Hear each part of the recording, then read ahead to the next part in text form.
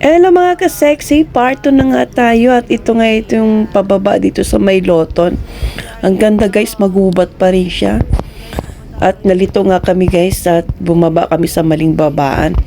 Dapat pala bumaba na kami doon sa may Loton. At ito na malapit na ito sa city.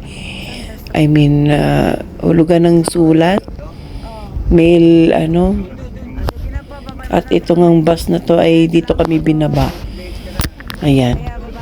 So, at ito nga yung anak ko guys, bumababa na. Meet my daughter na din.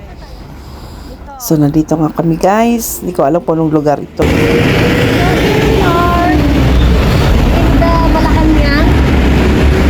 So guys, nandito kami sa may Binondo, Manila.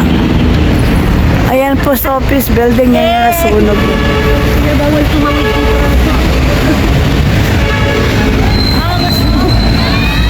At least ang Malacanang. Pakita ang Malacanang. The House of Worship. At eto nga guys, sumakay kami ng jeep papunta doon sa Binondo pala. At dito kami bumaba sa may Ongpin. Alam nyo guys, papunta kami sa Green Hills. Nagkanda wala na kami. At dito nga kami napadaan sa Ongpin. First time kong dumaan dito sa Ongpin. Ito yung sikat na street na punong-puno ng mga pagkain na Chinese. At nakita ko guys, ang daming mga nakapilang mga kabayan natin na naghihintay sa pagkain nila. Siyempre hindi kami tumikim dahil ang mahal. And pagkakataon ko na nga yun, no? Pero ayun, Hopia National Day pala yun. So, yung mga ka-sexy, yung mga pumipila para bumili ng pagkain, no guys. Diba? Hindi kami nakipila. Ang daming tao. Maubusan kami ng oras. Sikat na sikat ang street na ito, guys. Binablog pa nga ito, diba? So, hindi na nga ako pilahan doon dahil nga may pupuntahan kaming importante at ayaw namin magabihan. So, sa Ongpin Street na ito guys, ang dulon-dulo nito ay makakarating kami doon sa simbahan ng Quiapo. Dito na kami dumaan. Siyempre, habang dumadaan kami, nakikita namin mga kababayan guys, mga nakapila. Talagang inaabangan ng mga pagkain gagawin ng mga sikat na restaurant dyan. Yung mga restaurant dyan guys, hindi naman yung restaurant na pang chipipay. May mga delicacies ng Chinese na binibenta dyan. So, alam nyo mga ka-sexy, ang sarap sanang kumain. Kaya lang wala kaming time. Pangalawa, expensive siya. So, lakad-lakad lang kami, lakad-lakad, sightseeing, maya-maya kung saan kami pupunta, saan ng daan, saan papunta itong Santa Cruz, para makababa kami sa Ongpin Street ito, na napagkahaba-haba ng Ongpin Street pala mga ka-sexy. At dito mo rin makikita mga ka-sexy yung mga binibentang gems, pampaswerte, lahat na nandito mga ka-sexy. At speaking of Ongpin Street, syempre, karamihan, ang mga nagtitinda o may-ari ng mga shops ay mga Chinese. Ayan, sinakop na tayo ng mga Chinese. Filipino-Chinese naman sila kung meron nga Filipino-Chinese. At nakakatuwa dito mga ka-sexy talaga naman dahil maaga to guys, maagang-maaga may nakapila na. Ayan, naaliw ako dito guys, so tingnan nyo guys, akala mo totoong babae. Hindi po siya totoong babae mga ka-sexy. Siya lang ay ganyan. Ayan, diba? Statua na gumagalaw by makina. Ang tinitinda nila dito guys, pinipilahan din. Ayan yung mga kakanin na Chinese. Hindi ko maintindihan kung anong binibenta nila, pero hindi makita, hindi maklaro mga ka-sexy. Pero talaga naman, ayan yung parang sugar cane na juice. yung tubo. Ayan. Siguro nga masarap kasi nga fresh. Ayan. Tumingin lang ako pero hindi ako bumili. Yan yung mga kakanin nila guys na sticky rice, hopya. Yan. May barbecue din pala sila, yung mga noodles. So, ganun ang mga pagkain nila guys na pangagahan. At paaga nga kami. Hindi naman nagsabi yung mga anak ko. Yung anak ko na nagugutom na sila. So, hindi ako bumili. At ito nga yung sinasabi kong mga gems sa mga pampasabit na pampaswerte. Yan. Ito nga pamangking ko. Maliit lang yung street na ito guys, pero matao siya ha. Marami siyang mga buyers. Maraming namimili. And fairness naman, malinis. Ayan. Yung kanyang kalye, walang basura. Siyempre, pag mga ibang lahi talaga mga ka-sexy yung nagtitinda, talaga naman, malinis siya. Pero pag mga kamamayan natin, ito naman isa sa mga paninda guys na mga pampaswerte, mga sabit-sabit. Hindi ako bumili niyan kasi alam niyo mga kasik, naniniwala ako na ang swerte ay bigay ng Panginoon. Hindi dahil dun sa swerteng sinabit mo. Anyway, kanya-kanya tayong paniniwala, di ba?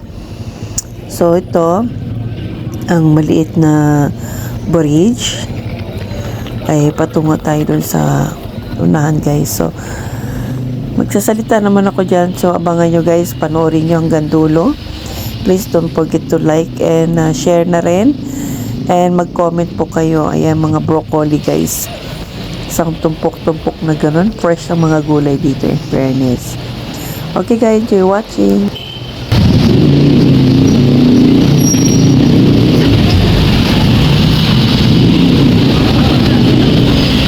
First time ko nga akong karating dito mga sexy.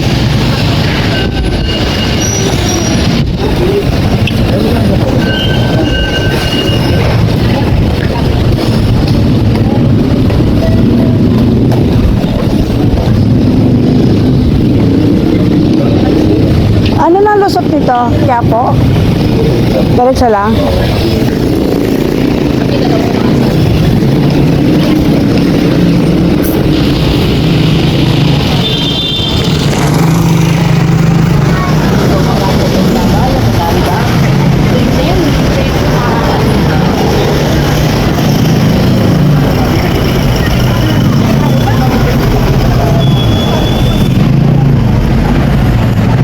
Private. Di po.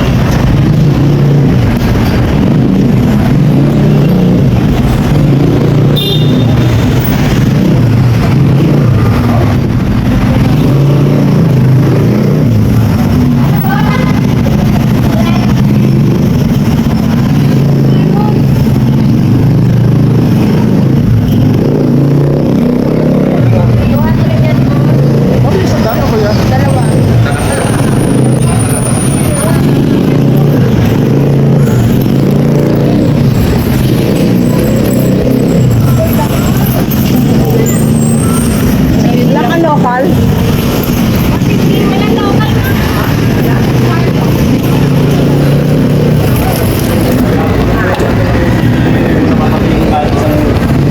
Daon.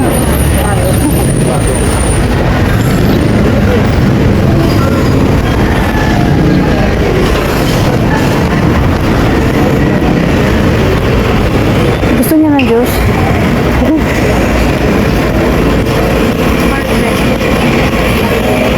Totoo ba to? 80, 100. Ano 80? May 80, may 100. Yung 80 lang. Ilang po? Isa lang. Hati-hati na tayo. Grabe ka init. Anong tawag dito sa dragon fruit?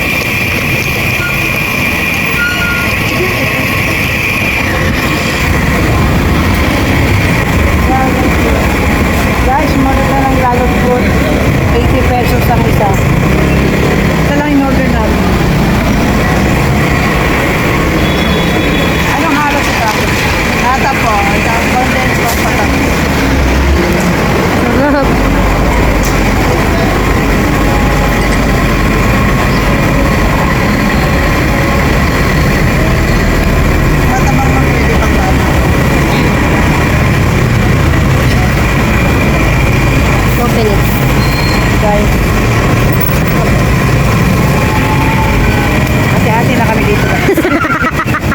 Why did daddy? Baliktad mo eh.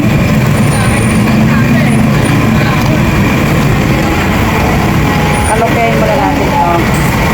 Yung puti, kondensada. 80 pesos. Eh, wow. Out of curiosity lang. Gawa tayo niyan sa Abigail. Pausuin natin yan sa Abigail. Mataba. May dragon fruit ba dyan? Ate, mataba.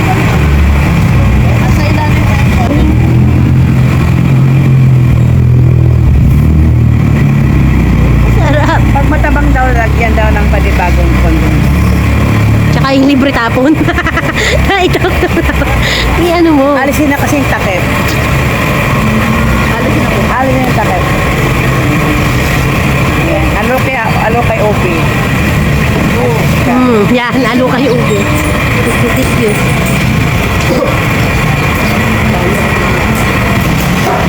Ay. Kalat pa sa bilong.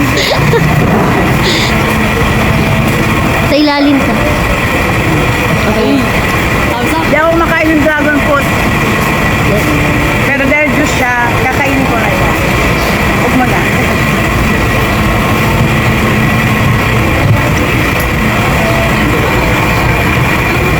May nata di ko.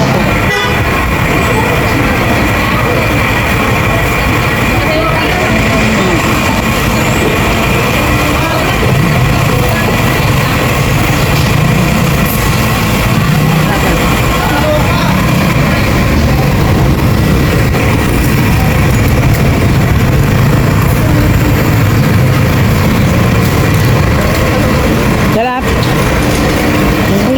Ubusin natin ito bago tayo maglakad. Busin, pwede mo maglakad ng mga ganyan. Matapon mo yung takip ko.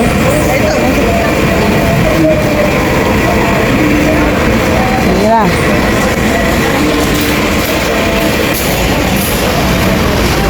$50 isang peraso, tokpo.